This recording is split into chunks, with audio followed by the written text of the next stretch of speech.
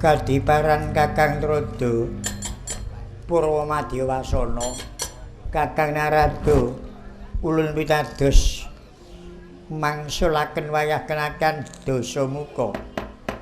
Pareng matur sareng Adi Guru saya kula panyuwun pangaksama. Nggih. Dasamuka mbangunaken teki menika gadah penuwun badhe nyuwun Gandharwa Seta. Lajeng kula mundi dawuh Adi Guru supados pun wangsulaken Dasamuka.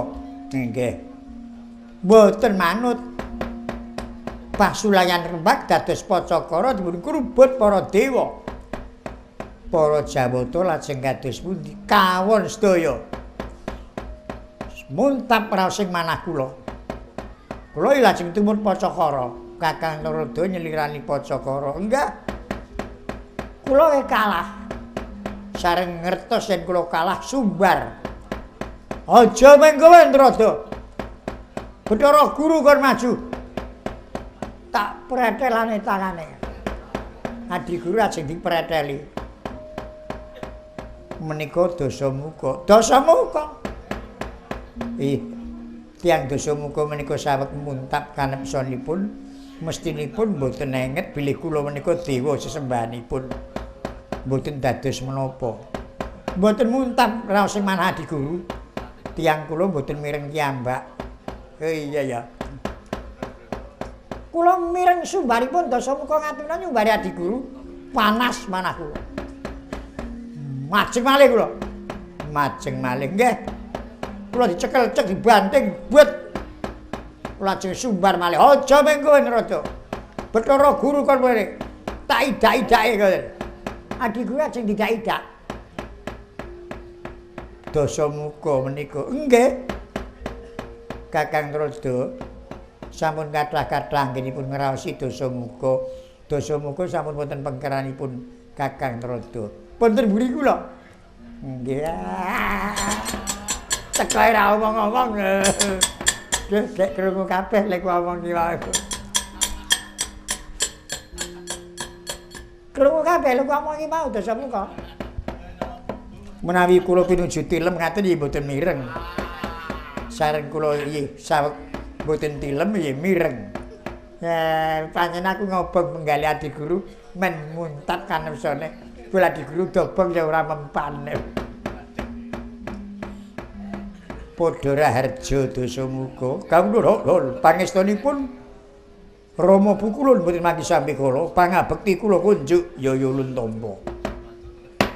Kepara nyata kita mbangun ketapa nganti muntap rasaning pamikir kita munggah kayangan dumuka ana ngarsa ulun kepengin kadulungan buta putih kawula menawi kula boten pun parengaken wangsul bekta Gandharwa Seta pilalu kula sak dangunipun wonten kayangan dos pundi Kakang Trada lah para dewa sinten sing saged ngalahke Dasamuka? Mboten wonten. Ing klantu menika Adi Guru mbiyen dideni kaya katigdayan kanuragan lah. Tekaning ndata Dasamuka malah muntap angkara murkane. Monggo mawon. Mangerti ya Dasamuka. Ingkang ana buta putih iku ora ana kayangan nanging ana pangerantunan. Iku buta putih iku sejatine Bayu. Lamun to duru medhun ana Mercapada, kita bisa bakal nyekel buta putih. Nanging yen wis mudhun ana Mercapada, lah ya kudu kita nguyak nganti tumeka Mercapada. Dasamuka muntap kruda. Jajabang mawinga-winga mawengis. Dupe mula Bayu sunu. Majenging rananggana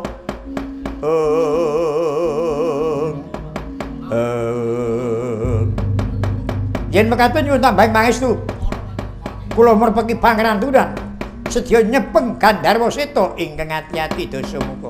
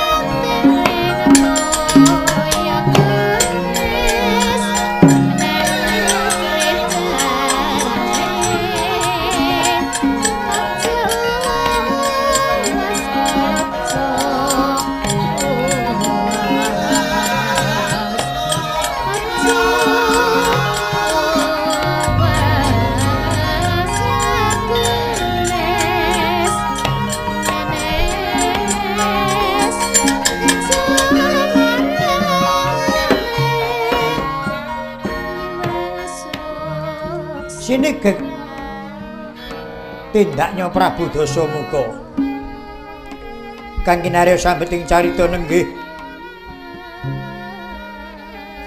ing pangrantunan sayekti para kadang bayu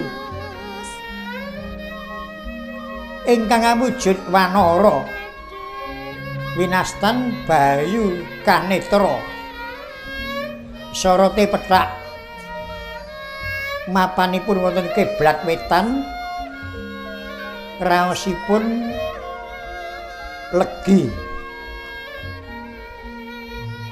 ingkang awujud Gandharwa bayu harnas mapanipun wonten kiblat kidul raosipun pedhes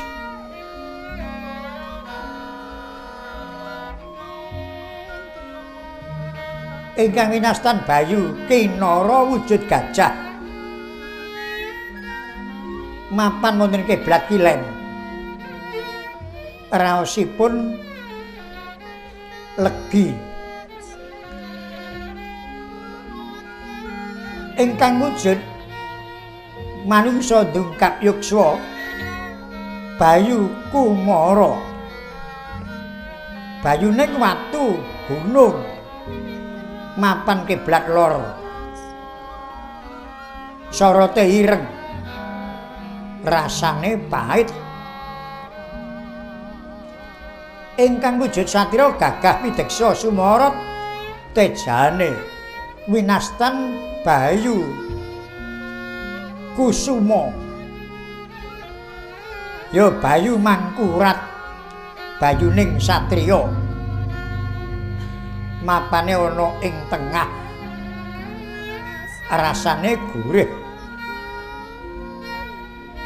ning kaya banyu ning kaya watu dereng saged sami mandika mangkono wonten kapaninggalih ingkang langkung sepuh piyambak winastan Mahenaka bayuning watu bayuning gunung rukming daya pangudasmaraning driya kang dereng kawijil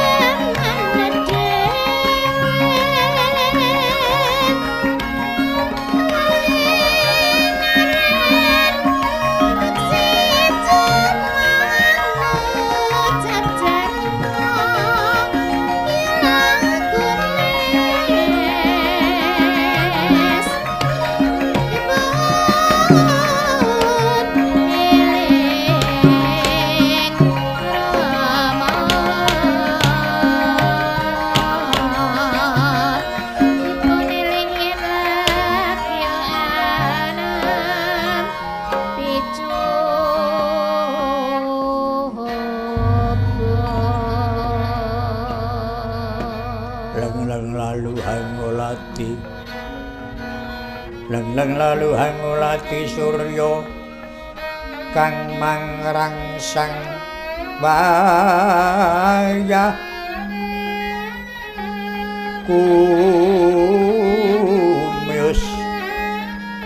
kumyus amarawa yanto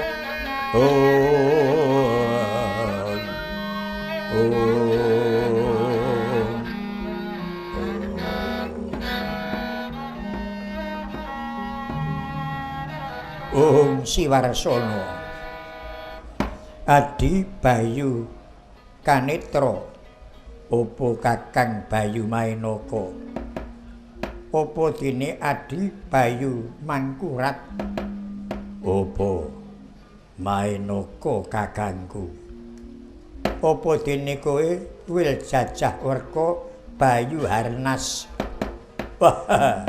opo Kakang Mahenaka lan kowe Bayu Kinara ya satu bondo apa Kakang kalenggan iki keparingi Sang Hyang Pada kowe aku kudu tumurun Madyapada Mung siji Adi Bayu Mangkurat durung titi mangsa jalaran durung ana papan padunungane kudu isih mapan ana pangrantunan. Nanging si Adi Bayu Kanitra wil jajah werka ya Bayu Harnas lan kowe satu bondo mudhun ana Mercapada. Kalenggan iki kowe karo aku kudu nibake prasetya. Lamun wis tumeka ana Mercapada besok kowe karo aku dadi ganjel kamulyane manungsa panjalmaning Bathara Wisnu. Dadi kowe karo aku kudu sabiyantu marang keparingi manungsa panjalmaning Bathara Wisnu. Iya, merga manungsa kang dadi panjalmaning Bathara Wisnu iku ingkang budidaya tata tentreming jagat raya. Yen aku mengkono minangka dadi bayuning gumuk, gunung, watu, sak panunggalane lan kayu. Si Adi ingkang besok bakal kudu cinaket dening manungsa panjalmaning Bathara Wisnu. Lah banjur aku kowe siji maneh kewajibanmu. Dadi kowe besok luwih abot sanggane. Nanging kelenggan iki durung ana papan padunungane keparingi pukulun Sang Hyang Pada. Kowe kudu isih mapan ana pangrantunan. Banjur besok apa aku nututi kowe kabeh. Aku durung bisa meratelake. Kowe besok mesti bakal nampa dawuhe pukulun Sang Hyang Pada.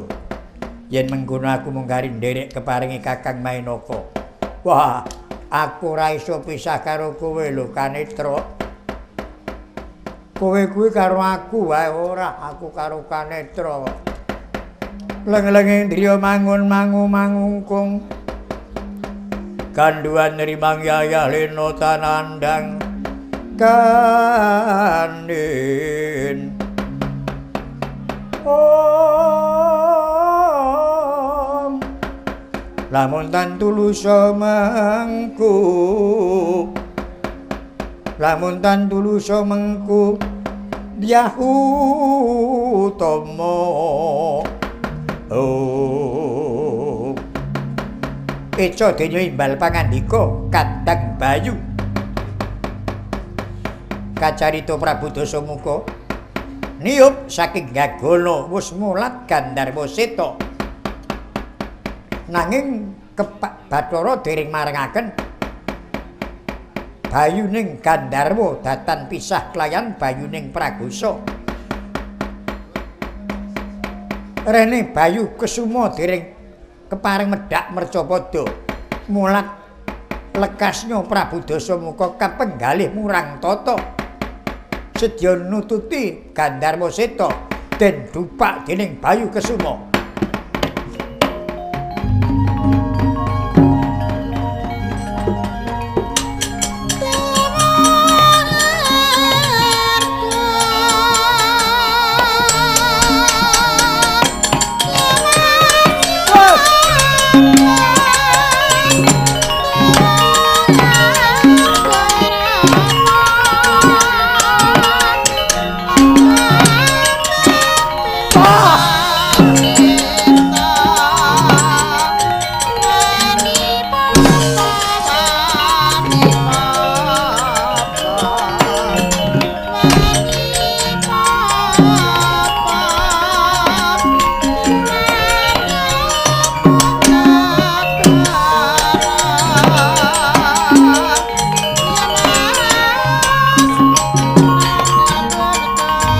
Jagat Dewa Bathara. Wah, pancene buta putih wis arep kecegel. Lah kok dadi ana wong kang salah gawe. Kowe sapa? Yen arep ngerti aku kadange Taruna. Buta putih Bayu Harnas ya wil jajah werka. Aku Bayu Mangkurat. Ora kena kowe ganggu gawe kadang-kadangku. Aku ora sedya ganggu sapa-sapa. Ning aku arep nyekel buta putih ora kena. Kowe ndreng halangi aku, wani musuh aku. Wedine apamu? Mamahku pengu budya sembadan.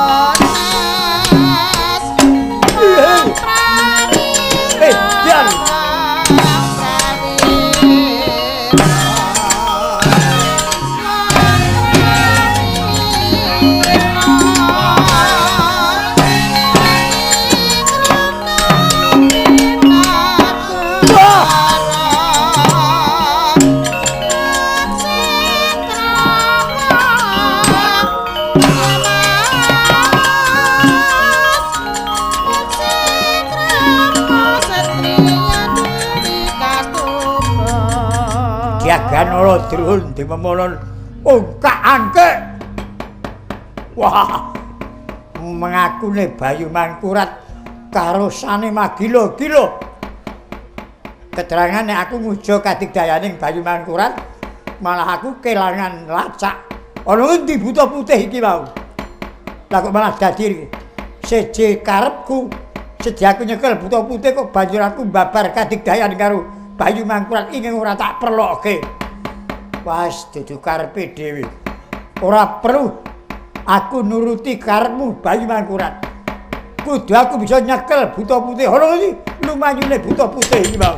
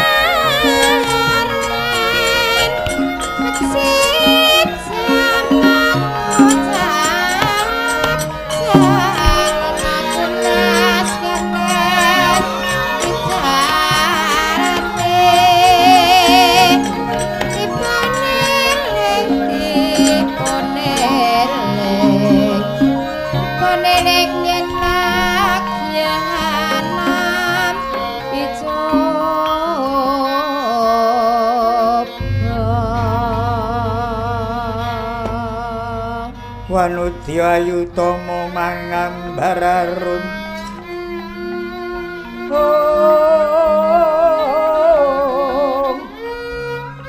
mangambararun mengkasuma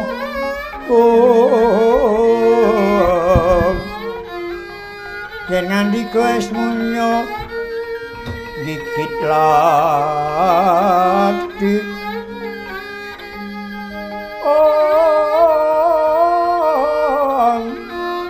esmunyo anu jiwat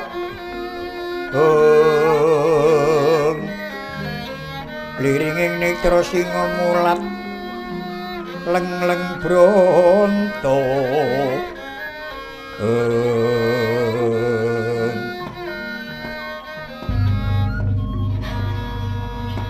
kinarya sambeting carita nenggih padukuhan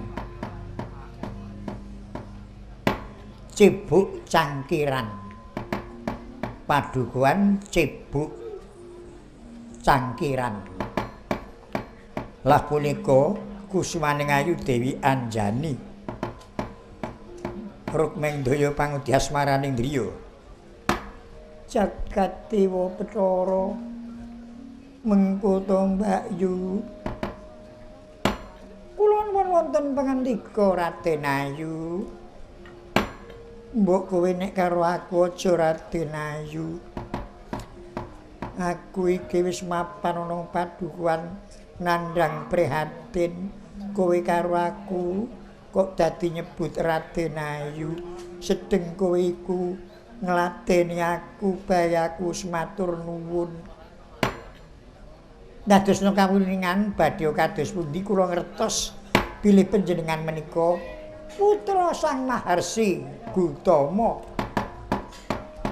dados menawi kula namung kados kalayan mbokne cilik menapa menika kula kuwatos menawi nampi siku denda senajan ketingalipun mboten ngertos ning batos kula ngertos kok dados kula mboten saged nyidrani batos kula piyambak kersa mboten kersa ya kula kedah nyebat Raden Ayu ya to yen pancen wis dadi anteping pamikirmu ya sak karepmu nanging aku matur nuwun banget kowe ora tau adoh karo aku apa kebutuhanku sing aku ora iso nandhangi kowe gelem nandhangi mongko kowe ora milik apa-apa karo aku menika sampun jamak limrahipun tiyang gesang menika tulung tinulung ngoten lho tulung tinulung ning sing ditulung iki ya wong sing pancen butuhke pitulungan ngoten rak ngono to mbokne gedhe ya ngono kuwi mbokne cilik namung nuwun sewu ingkang abdi swareh menika kok pinten-pinten dinten mboten ketingal tak jarwani sejatine swareh iku ya mung abdi nanging setya bektine marang aku banjur tak anggap kaya kadangku kula nuwun nggih lirik ing netra kowe kuwi atur ana ngarepanku nanging semune perkewuh mbok ora susah dadak nganggo jigo perkewuh kowe arep matur apa mbok gek matur mbok nek gedhe kula bareng men cemeplon ngoten lho men cemeplon manah kula niku mboten ming tastus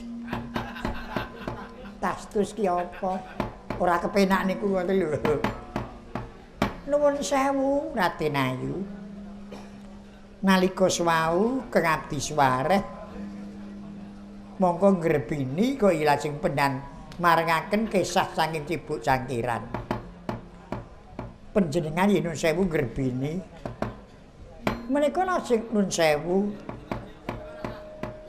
ingkang garwa menika ingkang pundi jagat kowe durung tau ngerti to piyung ban tak jarwani nalika semono aku wujud kaya mengkene iki mergo kesiku aku nat kala semono rebutan cupu manik kelayan kadangku ora perlu tak jarwake nanging saka panas perbawane aku ora kuat nampa perbawaning panas nalika semono aku ngranu muka ana tlaga Madirda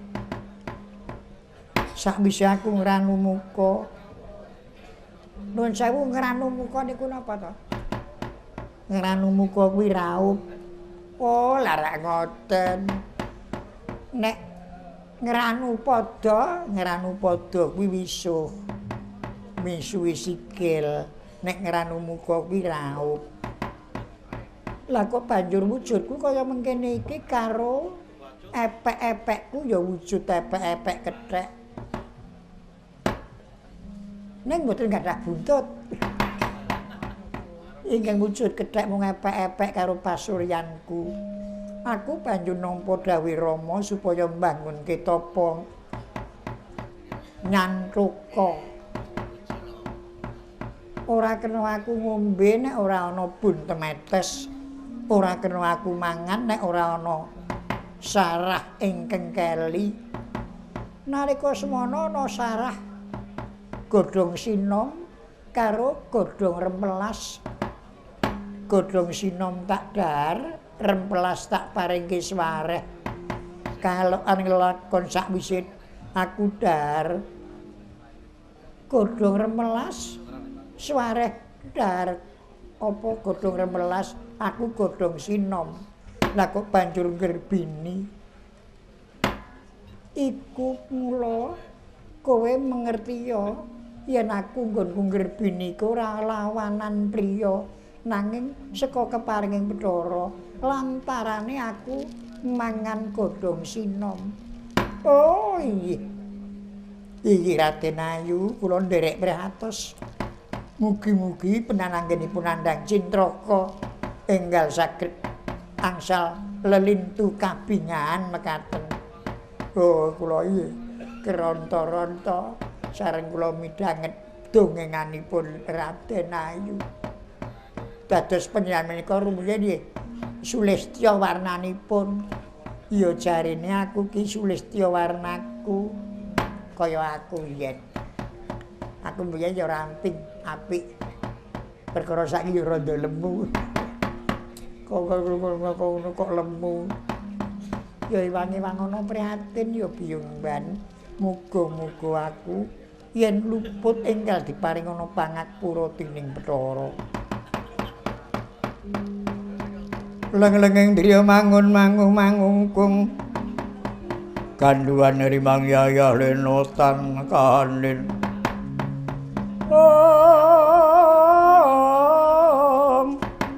Lamun tan tulusa mengkundya utama.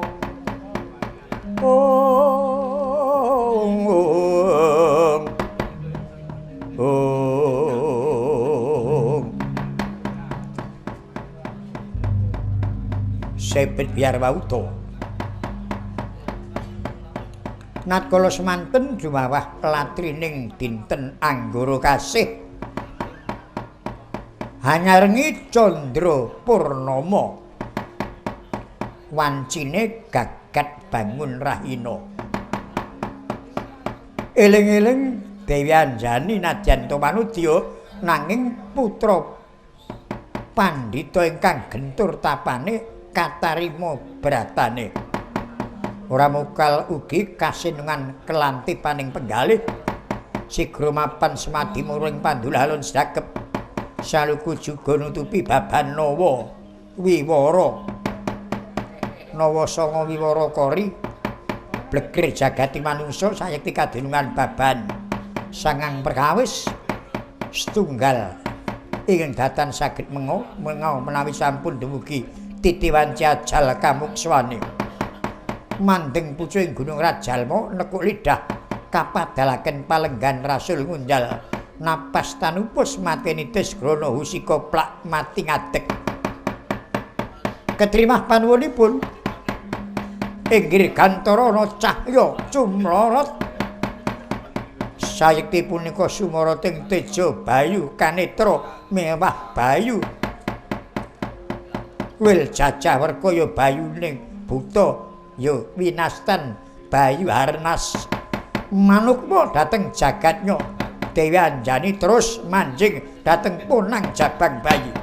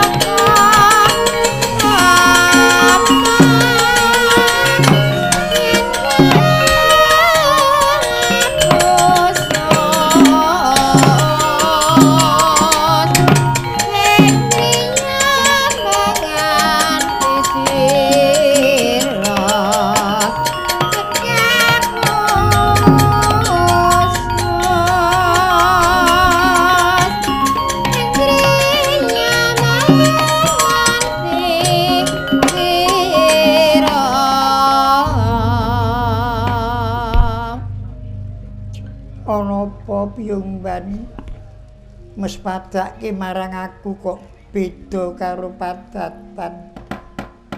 Tobat-tobat sewu nyadong duka dupi panjenengan mangsah semati. Ing batos kula mbantu nyuwun dhateng Bathara, mugi-mugi penan enggal antuk kanugrahan. Iya tak trima. Kula mireng swanten jumegluk. Ora udan kok ana gluduk. Dirgantara wonten cahya cumlorot ical wonten telenging padukuhan cibuk cangkiran. Dupi penan jugar semati kok beneh kayan ingkang sampun pasuryanipun ketingal sumorot cahyanipun. Ya ora mbokne cilik. Mbokne cilik. Oh, as turu. Kowe kok adu-adu sing ngomong nek turu ki sapa? Kowe nyatane jak omong-omongan ya ora nampa ngono. Iya ning ora turu. Aku ki ming keturon. Bedane apa turu karo keturon? Nek turu kuwi ngledak ngono.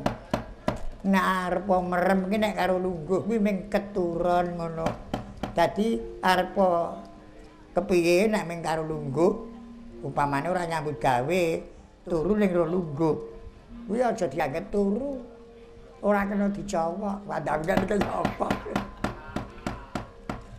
Piyambak, kula wonten dawuh. Jagat kaya mengkene kang dadi rasane anggaku. Ana kaya digraji-graji. Ana apa iki piyambak? Apa usadane? Tobat-tobat. Adaanipun menawi wanudya nggerbini lajeng kados mekaten. Riwe mijil saking laraban boten kenging sinayudan. Menika badhe babaran. Yen ngaten berarti menika sampun badhe babaran. Apa ya mengkono? Kula nuwun nggih. Banjur kepiye? Mboten perlu matos. Kula ingkang badhe nyantosani raos sing penggalih. Kowe mangsa bodho mbokne cilik. Tata-tata kana piranti nek nggo methuk lairing punang jabang bayi. Aku bantu karo bendaramu supaya sentosa penggalihe. Om Wanudya yuda mangambararum ing kasuma.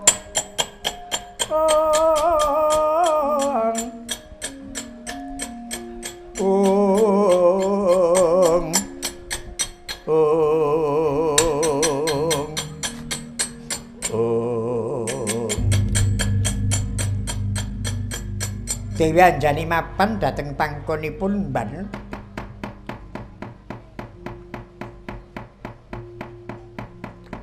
Pranyata anggenipun anggarbine sampun ndungkap nawa dasa, nawa sanga, dasa 10. Sangang sasi langkah sedasa dalu. Pinesti keparinging Bathara.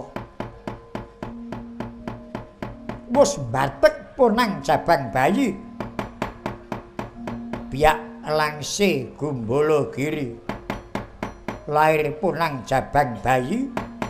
Mijil Pragusa Seta. Ingkang setunggal Gandharwa Seta. Eling-eling nadyan to punika Pragusa nanging tembinipun badhe dados satriya ingkang saged damel tata tentreming bawala. Ora mokal mawa Prabawa. Ana swara jumegluk ing Dirgantara. Kaelokaning lelakon Dewi Anjani dupi sampun babaran punang jabang bayi kekalih ingkang setunggal Wanara ingkang setunggal Gandharwa.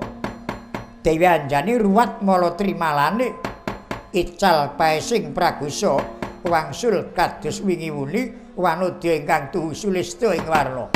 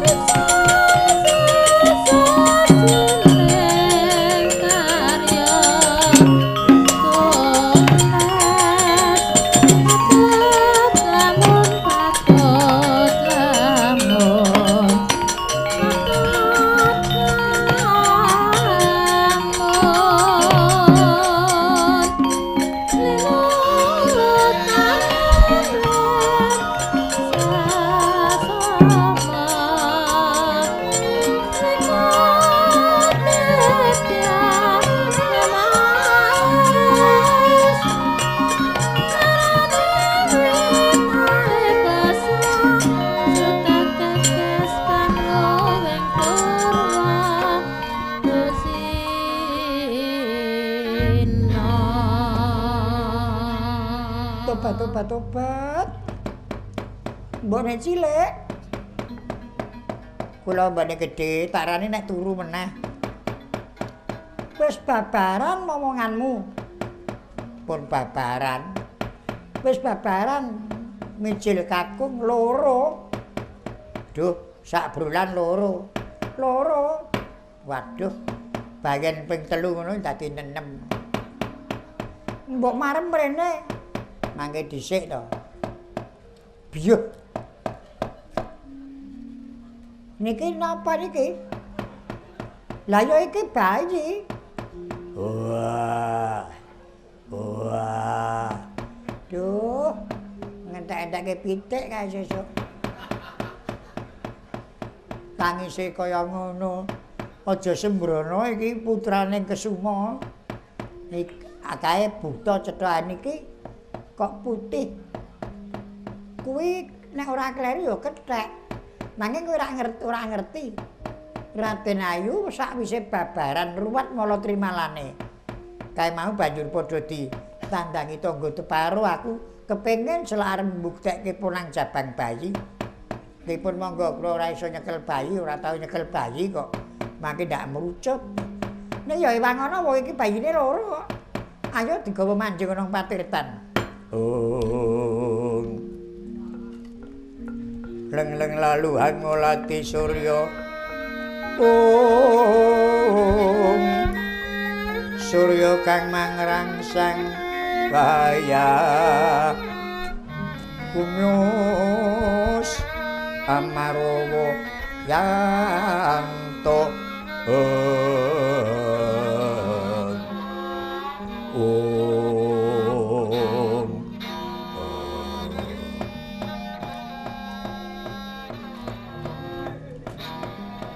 Punang jabang bayi kekalih ingkang wujud Gandharwa miwah Pragusa kapasrahaken dhateng para pinisepuh ingkang saged saestu anggege punang jabang bayi sigra katigas jaringaning aruman den siram toya gege kaya wis dadi keparinging Bathara yayah ginege punang jabang bayi kang wujud Pragusa miwah Gandharwa Seta wis wanci gumajang kewer Dewi Anjani ingkang swau pasuryan Pragusa ruwat mala trimalane wis babaran bali kaya wingi-wingi wujud wanudya sulistya warnane kedhaan widodari seketi kurang siji ganepis kedhi mbok Nyai Dukun warni-warni denyong upakara wonten ingkang hameteki wonten ingkang nyirami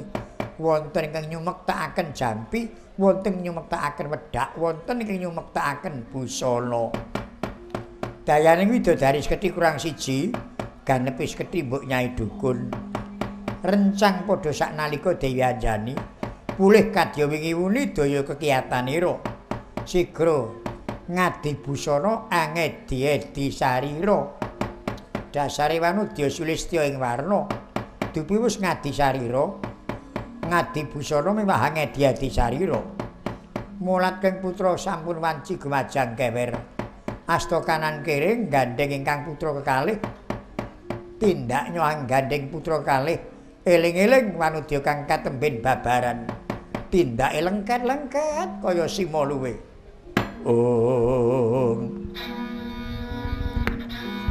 Wanudya Ayudama mangambararum mangambararuming kasumma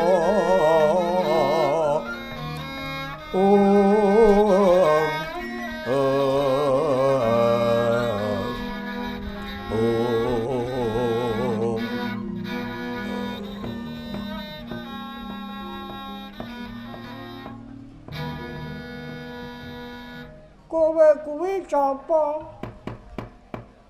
Aku ibumu ya, Nggir. Cibu. Iya. Aku anakmu. Iya, kowe anakku. Lah nek aku ibune sapa? Kowe ibune ya aku, kowe ya anakku. ingkang tuwa kowe ingkang wujud prakusa kae ingkang wujud raseksa ingkang nom. Lah nek karo kuwi kalih kula iso simbok ngoten mawon. Kalih kula mamak. Mamak ki apa? Dadi kaya apa mamak. Don duwe jeneng aku kok ora duwe jeneng. Aku yo njaluk jeneng no. Wah, aku yo njaluk nek kowe njaluk. Aku karo kowe iso Kang. Iya. Piye piyung ban? Monggo kula katun nderek.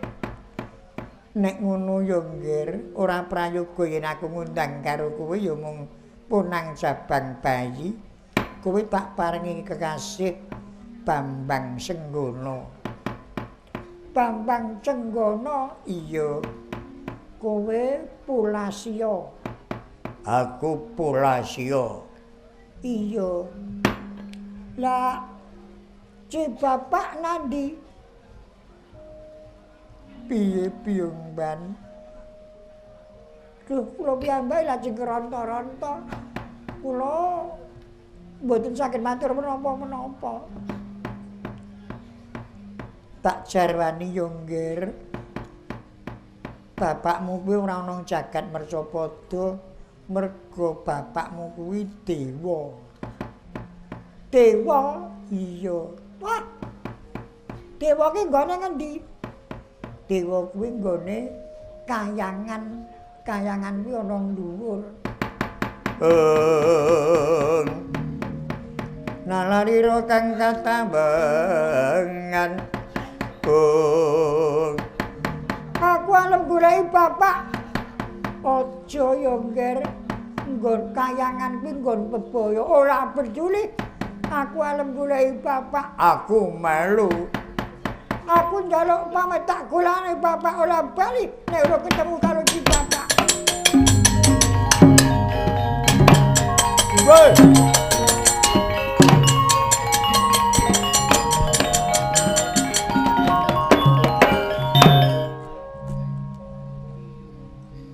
Tobat-tobat. Mboten perlu sungkawa enggalih. Salebetipun Pran Gerbini punang jabang bayi wonten Go Garba. Panjenengan ageng raos prihatosipun. Mboten mokal raos prihatos numus dhateng punang jabang bayi. Lajeng kekendelanipun linangkung. Mugi-mugi kesagetanipun benjang linangkung. Sedaya lelampahan kang dipun lampahi dening titah menika keparing Bathara. Lelampanipun kang putra kapasrahna panguwasing Bathara. Mengkono piyung Mbah? Inggih. Iya to yen mengkono aku derekna munggah sanggar pamujan. Ndak nyuwun marang Bathara muga-muga momonganmu pinayungan kawidaktan. Monggo kula dereken.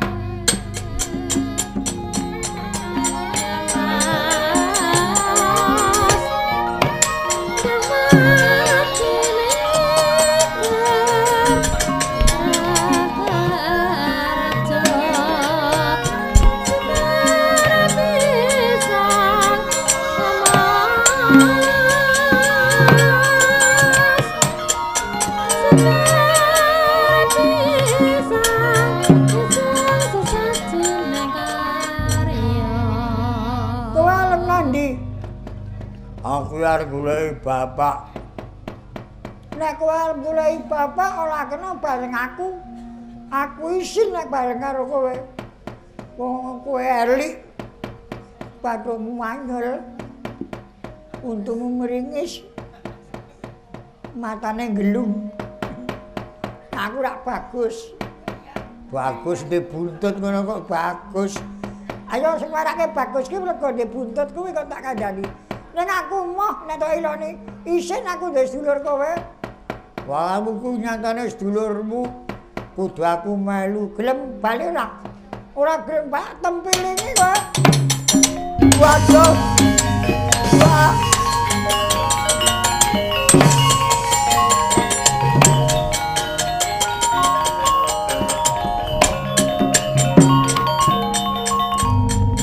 Ora sudi aku. ya buta elik ngono. Tekan ngalepe Ciloma ya isin aku. Nandi lomo iki. Jarine kayangan ki nggone dhuwur. Wong mencorong ae wae ya. Heeh ya. Arep tak cedhaki mencolong kae. Senggono ngambak ngantarik so merpeki Sang Hyang Bagaswara.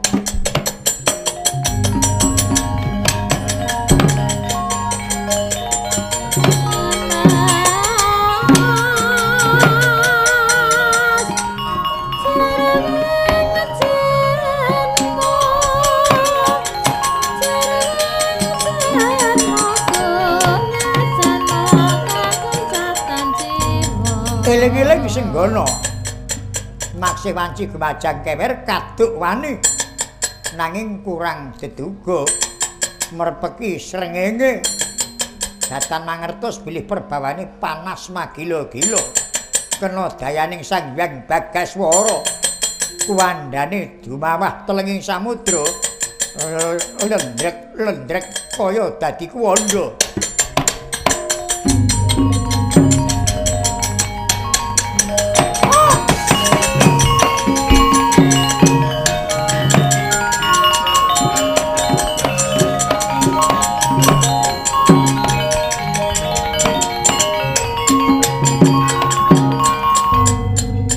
Kuwandanipun tanpa daya candrane kaya lendhut blegedaba nanging wujude putih. Eling-eling menika kuwandaning titahing Bathara ingkang tembenipun badhe dados satriya ingkang sekti mandraguna nandhang cintraka ndadekke sumuking gara-gara Sang Hyang Jagatnata saha Bathara Narada ya tumurun wonten Madyapada.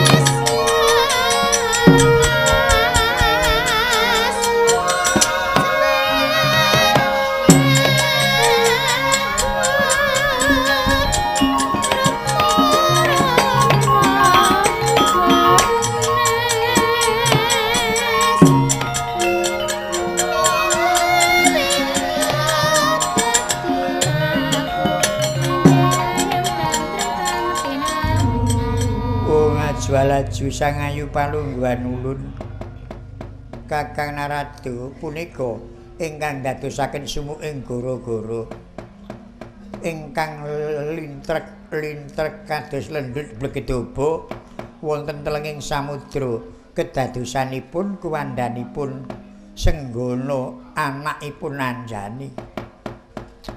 Mboten mamawa kaladi guru temenipun kengetan kedadosanipun wiji menika.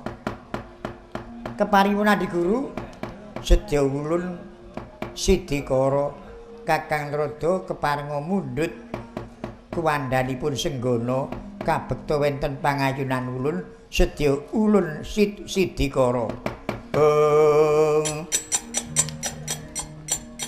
Nalarira kang katawengan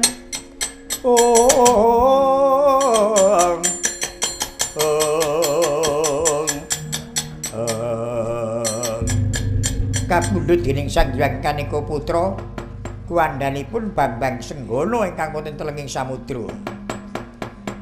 Eling-eling Sang Hyang Bathara Guru ratuning para Jawata gadah panuwun dhateng Hyang Widiwasa.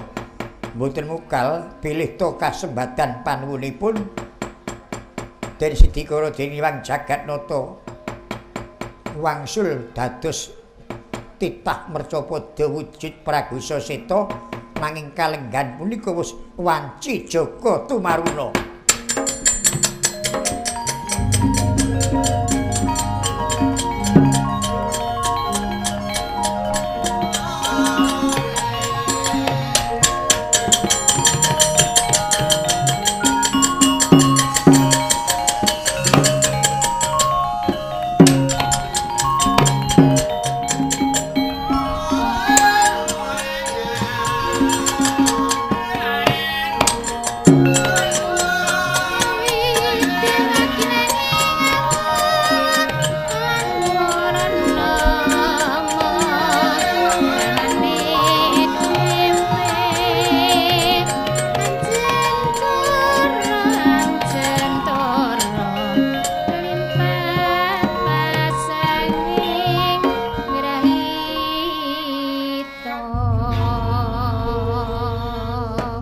ngajwalaju sangayu palungguhan ulun. Kakang Narada, Penapi Adi Guru? wayah kenakan Senggono sampun ketinggal diwasa wanci Joko Tumaruna. Nggih. Lajeng keparingipun Adi Guru? Cobi badhe ulun paringi pangandikan. Senggono ulun wonten dawuh ingkang pangandika. Kita wis bisa ganep basa kramamu. Mriki mbok menawi saking daya panguwasipun Jawata. Namung keparing kula nyuwun priksa panjenengan menika sinten teka mawa cahya sumorot. Yen kita mundhut priksa apa nyuwun priksa ulun. Ulun niku ratuning Jawata. Kang lenggah ana kayangan Junggring Selaka. Bebisik ulun. Bathara Guru ya Sang Hyang Jagatnata, ya Sang Hyang Yata Waluja akeh jejuluk ulun. Kawula ulun. Ulun Bathara Narada. Kula nuwun nggih. Kula nyaosaken sembah pangabekti. Iya ulun tampa. Nalika mau kita iku kena dayaning Surya. Sanalika hajur kuwanda kita wis bisa waliya temahing jati, malah kaya genege kalenggan iki wis wanci Joko Tumaruna. Darbi sedya penapi. Kita kok nganti ngambah ngantariksa tumeka nang papaning sengenge. Walih-walih menapa?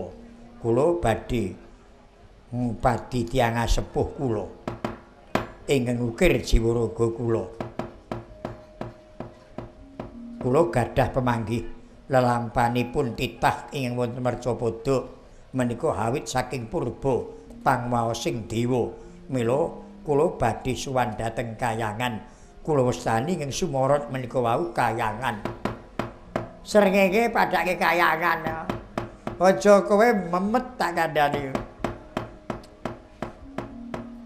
Mongko ratuning Jawata iku ulun. Lah yen mekaten kepasang yogya. Lajeng kula nyuwun priksa sinten bapak kula. Dos pundi Kakang Narada? Mangga. Adi Guru engen menapa mboten?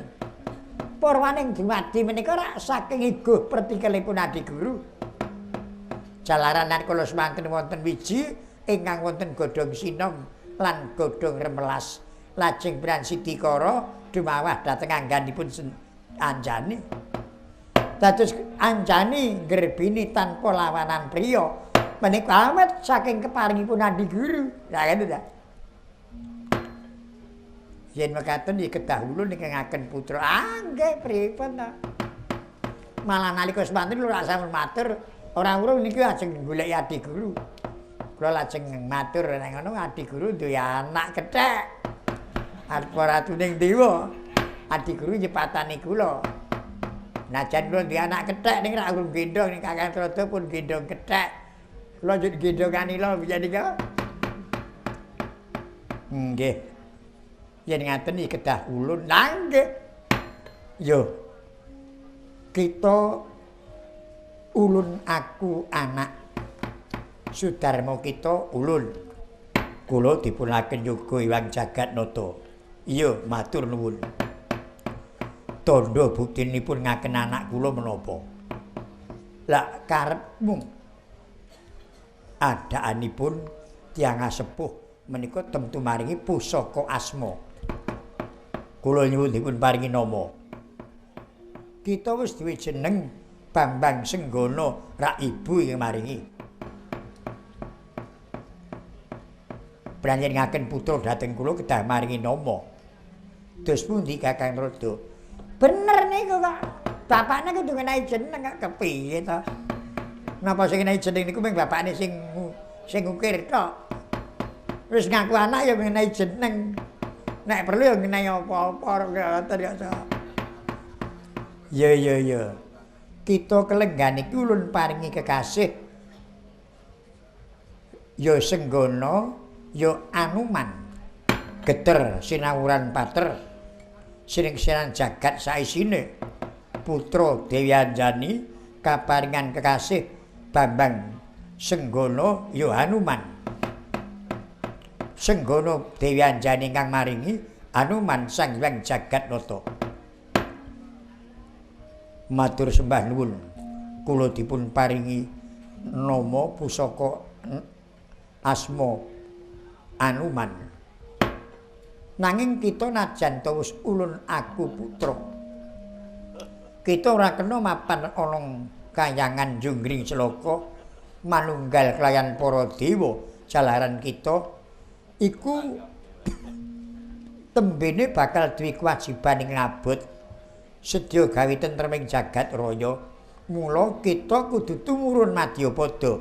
Aja kuwatir ulun paringi piandel wujude pusaka iki kopi gedhah. Nalarira kang katawengan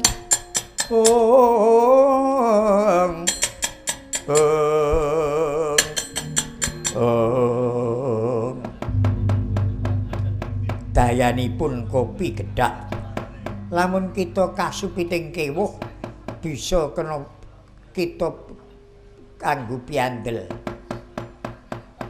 Nanging menawi kula kedah medhak Mercapada lajeng kula menapa wangsul nderek Ibu Anjani. Nek kowe mung nderek ibumu kurang kamruhmu. Kita iku duwe bapa paman. Gadah bapa paman. Iya.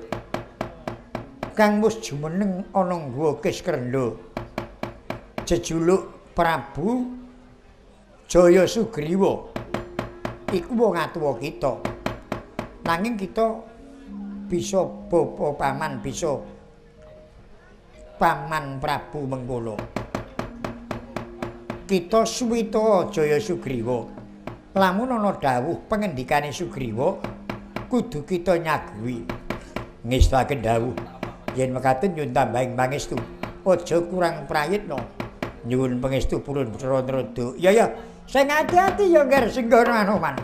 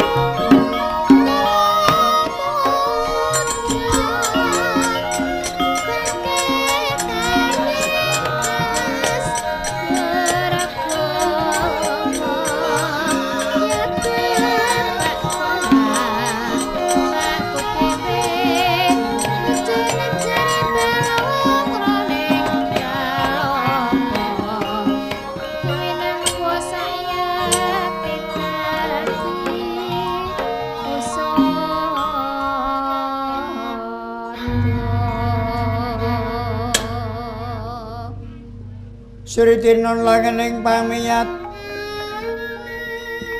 busana maneka warna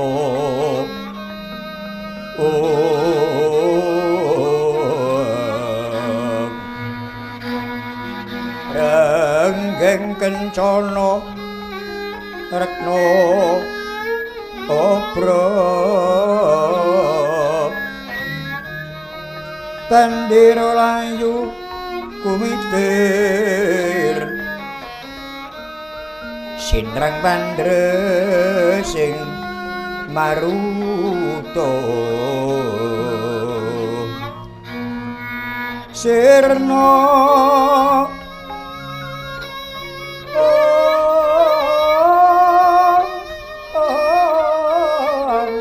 kumaraning wiyat mantian kumlebeting dwaja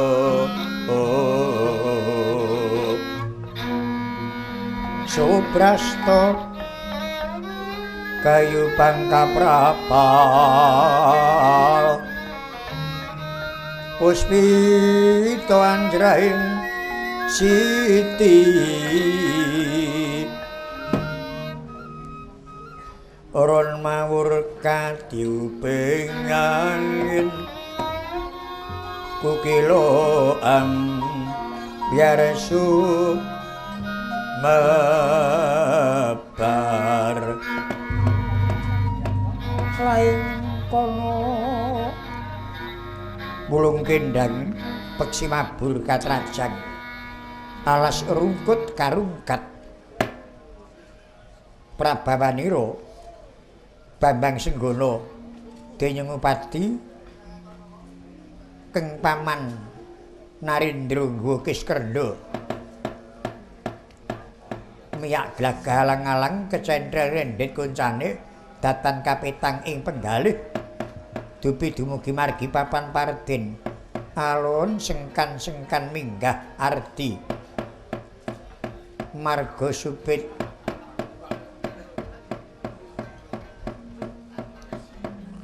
dupi dumugi pucaking arga wanci surya wus meh konjeming pratiwi kepareng kendel sawetawis ngiras pantes nglunggaraken napas saha menggalih badhe dhateng pundi denya lumaksana ngiras pantes ngentosi wijiling Sang Hyang Candra Sang Hyang Candra wis mijil nanging datan kaeksi awit kesasaban hima kepeksa kalajengaken tindaknya munggah gunung mudhun jurang kinarya padhanging lampah amung gebyaring lidah miwah cloroting dadit oh lamun to Kacandra tindaknya Bambang Senggana luar tanpa kasan pindha militing tirta saking sak pucaking aldaga sinigek ganti Kang Minursita nahan ingkang wonten madyaning wana kang kinarya sambeting carita ingkang wonten kraton Ngwakiskerna natkala semanten Sang Resi Subali ingkang sampun jumeneng nata wonten negari Ngwakiskerna gegandhengan kanca klayan keng garwa Dewi Tara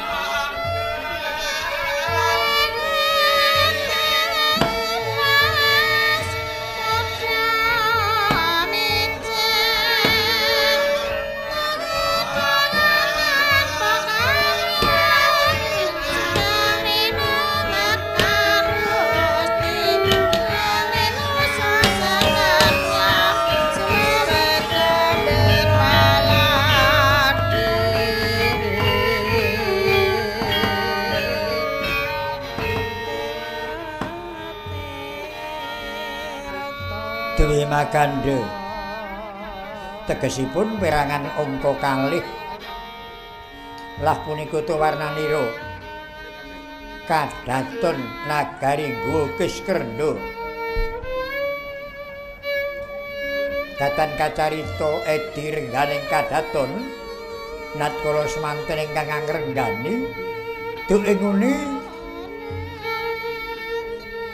putra Ngagrastina kekasih Raden Guwarsa dudu asipat pragusa lajeng kaparingan nama Raden Subali.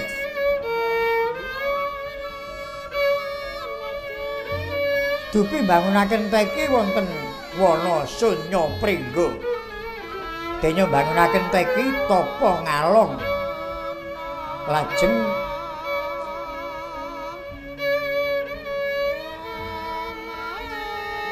jumeneng pandhita peparap Resi Subali.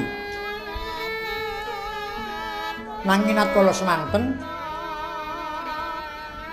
muntab dukanira kengrayi Nerpati Sugriwa kalampah kacucat saking negari Gukiskrenda kaparing nyapa kamula mulat ingkang garwa anggar binimus wanci idam kamulyan dene Ngupadi Emban ingkang natkala semanten ngobar manahipun Subali nalika bangunaken teki ngantos ndhawaken beduka dhateng Rai Sugriwa. Emban ingkang matur dhateng Subali engga wekdal sakmangke dereng pinanggih badhe ngendikan kelayan keng garwa semu perkewet ning kaya banyu ning kaya watu. Wonten kaparing galih dupi mulat keng garwa saya hangangsek kepareng Sang Nata Prabu Subali Nata Rukmendaya pangudyasmaraning griya kang dereng kawijil. Om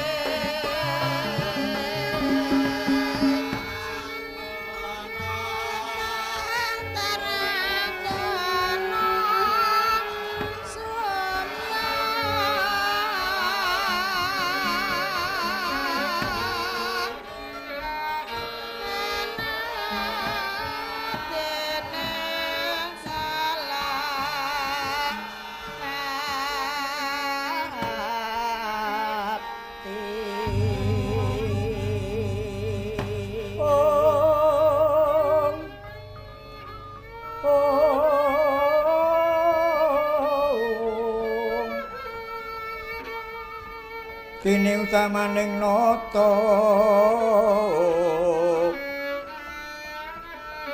berbudi bawa laksana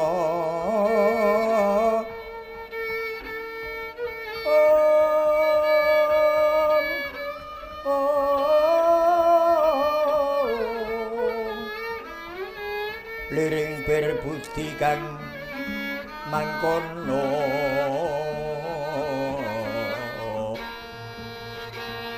rilo legawaning driya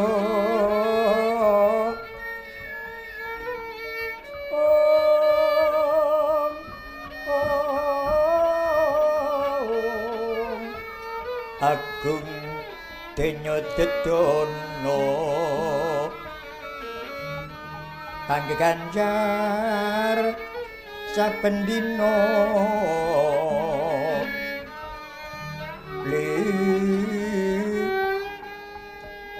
ring kang bawa laksana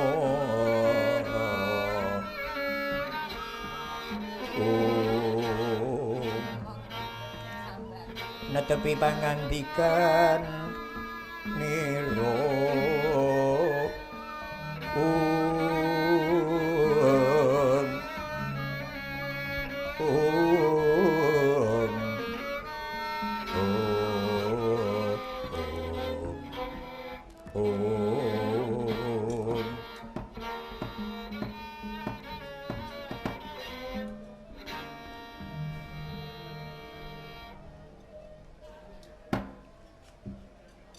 Diajeng Dewi Tara Kula nuwun wonten pangendika ingkang adhawuh sinuwun.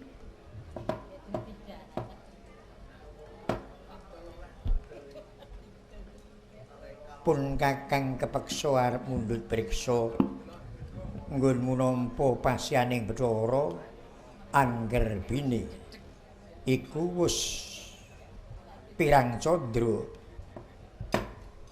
Petangan kula menawi mboten sisip kirang mboten kathah antawisipun catur candra kalenggan menika wis catur candra kula nuwun inggih tak jarwani diajeng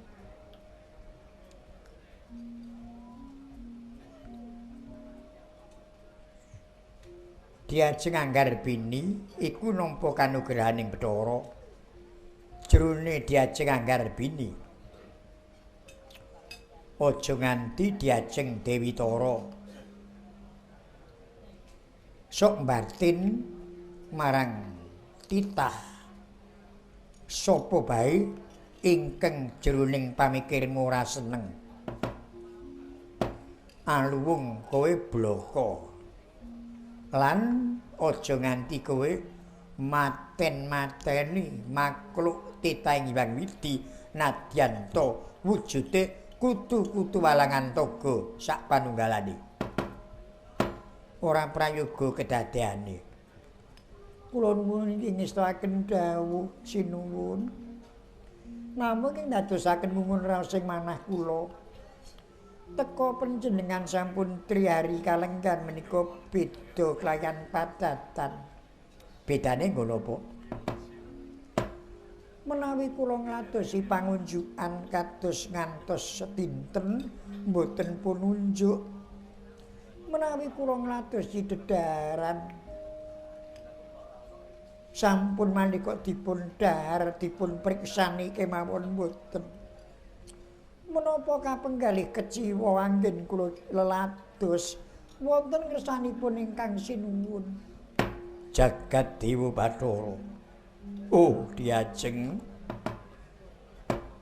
senajan aku mukir aku kumbi nanging banjur ketara saka solah bawaku prayoga aku ngeblak sejatine mengkene kalenggan iki aku mukti wibawa nang negara nggo Kiskrendha. Nanging muktiku iku tak upamake aku dahar wowoan. Wowoan mau tak tak delok menginke banget. Ora tak jenengke wujude apa wuwan mau jenenge apa nanging wuwan mau tak mespadake menginke banget sajake. Lamun tak cokot mesti rasane seger sumiyak apa meneh bisa tak ulu mesti bakal bisa andayani wimbuing kasantosanku nanging jebul ora kasunyatane aku mukti wibawa nang nggawa Kisrendra tak upamake aku dhahar wuwuhan kang katone menginke bareng tak candhak teko rasane panas ana ngepek-epek bareng tak cokot ku meranyas mawa wisa nek tak ulu bisa bakal bilaeni om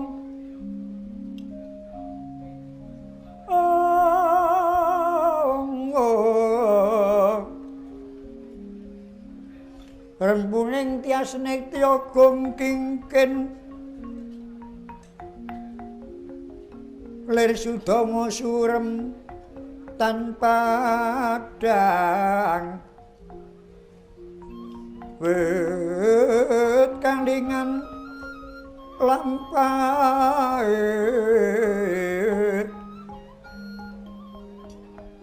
megolan mendung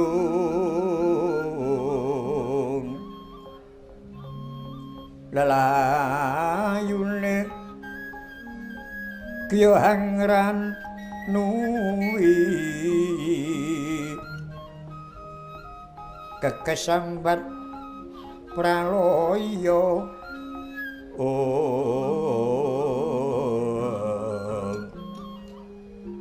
Dudewa betaraning jagat Rila prapteng antaka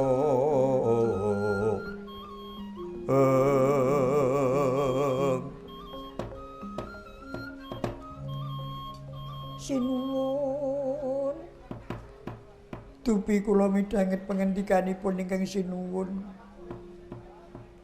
saya peteng jagat kula ngaturaken baliluning manah kula mboten saged nampi sinuwun menika wau ngendika menapa maknanipun mekaten keparenga sinuwun paring katerangan ingkang cetha oh diajeng pandugaku sliramu iku mbiyen widodari mengkono rak bisa buntas kawruh lahir batin nanging jebul cilik kaya bocah atimu landhep dengkul pikirmu tak jarwani aku ngendika kaya mengkono mula bukane aku teka nang nggawa Kisrendra banjur muntap kanepsonku Sugriwa tak larak tak buang nalika aku mbangun kitapa iku ana abdi mban matur nek abdimu mongko nalika aku entas mateni Mahisasura Lembusura aku waleh karo Sugriwa aku rila Dewi Tara dadi judhu dhawuhmu kowe muktiya ana ing nggawa Kisrendra nanging ngelingana nggonku entuk Dewi Tara tak rewangi taker ludira mungsuh Lembusura Mahisasura nek Dewi Tara dadi tetimbanganmu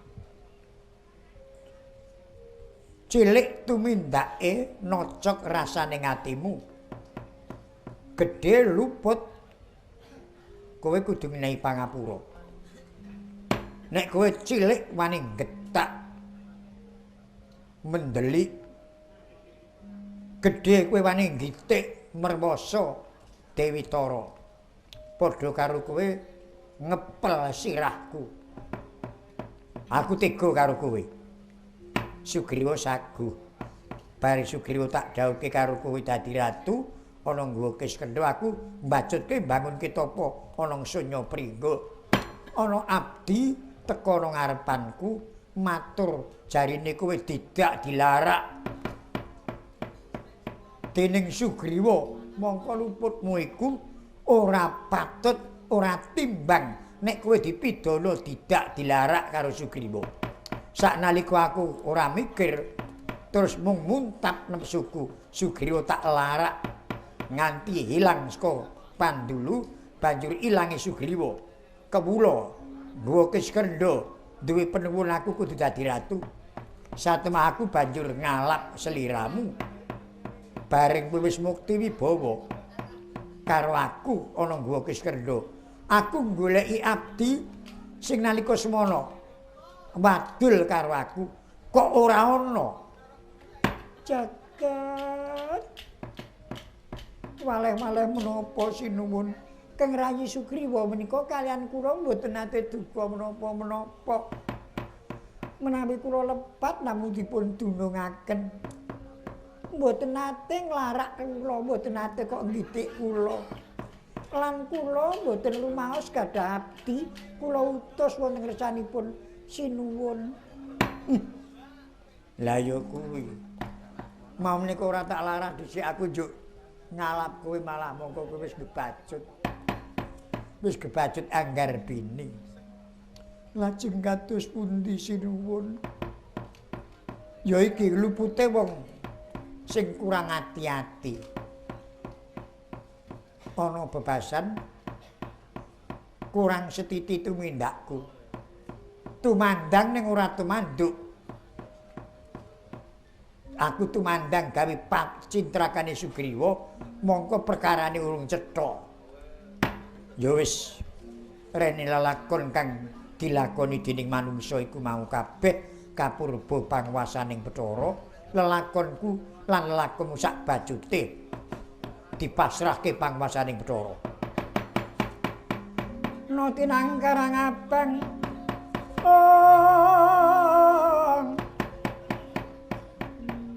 No tinang karang abang nagih utang pati.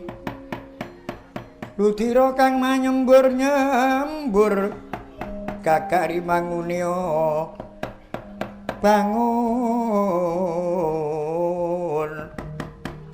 Eko siji dwiwatak lunggal buminyo kang gumingsir. Ana peteng dudu wengi padang dudu rina. Ya iku petenge ngantaka.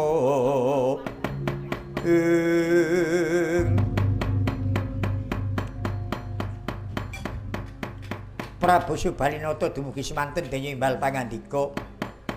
Pepuntaning penggalih amung pasrah dhateng panguwaosing Bathara. Tanpa antara dangu pelajaripun jembawan kanca njaluk dalan.